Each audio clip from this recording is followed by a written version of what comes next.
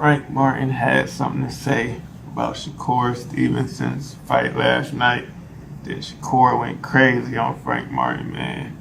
We're going to talk about that. We're going to talk about how many people was in attendance for the Shakur fight. Did he sell good? Did he not sell good? And we're going to talk about that Shakur Foster robbery. And what the WBC going to do about it, man? They got to give him a rematch. They gave Gary Antoine Russell a rematch versus Pollo.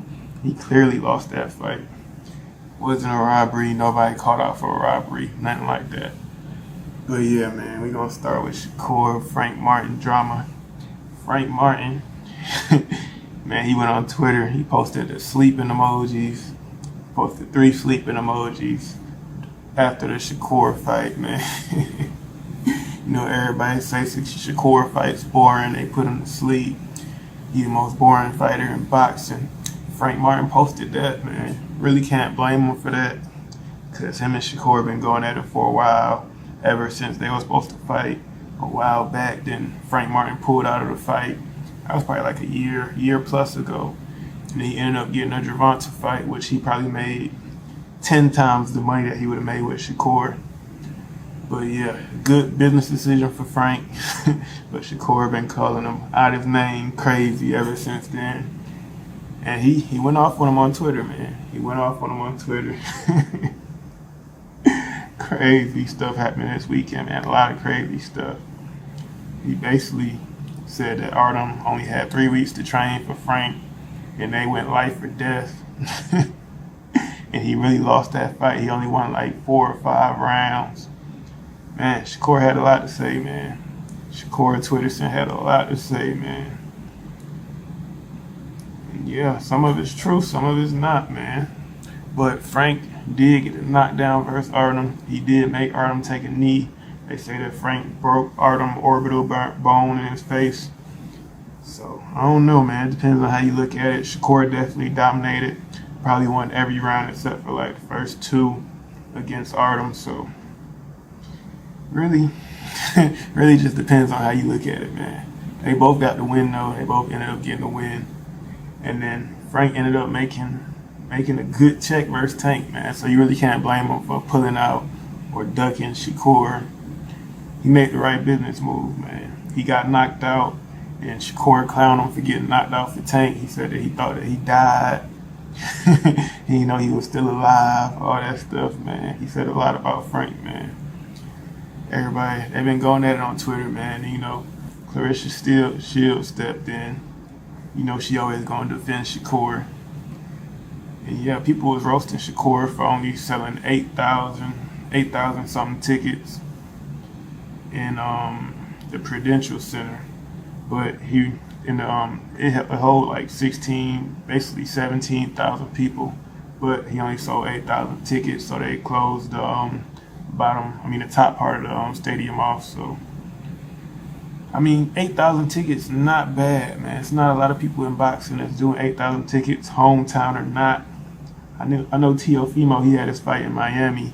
I know he didn't sell no 8,000 tickets. I went to the fight. I know it was probably about 3,000, 3,500 people there, maybe 4,000, because he didn't even have the whole stadium open. It was only like half of the stadium was open. Like it wasn't even like the full circle around the ring. It was just like half. So I know he doing a lot bigger numbers than most people.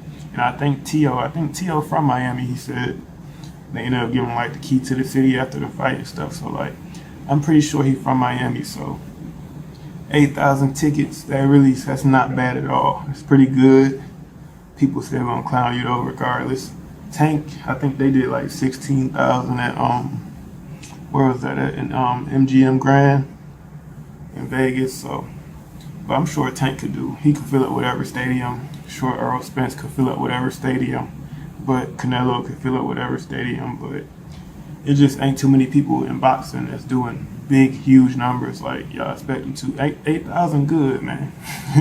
8,000 good, but he definitely didn't sell out the whole arena. They actually closed parts of the arena, but that's what they do normally. So really can't blame him for that, man. Really can't blame him. And then Shakur Foster got robbed. Still can't believe it, man. Still can't believe it. That was like the clearest robbery. WBC, they called in a fix or something. Mauricio, chairman of the president of the WBC, he congratulating the new champion, saying Brazil finally got a champion. He had to call in a fix, man. Ain't no other way. And they gotta give O'Shaquie a rematch because they, like I said, they gave Gary Antoine Russell. They made him the second mandatory for Pollo, and that fight wasn't even close. They said it was because it was a close fight, but that fight really wasn't that close, man. It was pretty clear that Pollo won.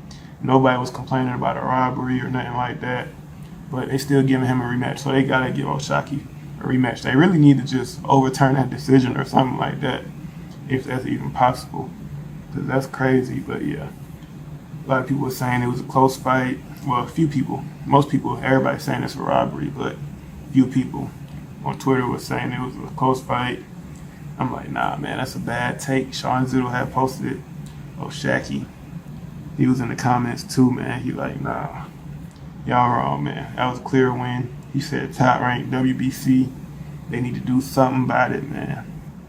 And I agree, man. They gotta overturn that or something. 'Cause that's just not right, man. That made boxing look bad. Stephen A. Smith called out top rank everybody. People that work for ESPN was like real crazy, man. But yeah, man. Y'all let me know what y'all think in the comments, man. A lot of stuff went on this weekend.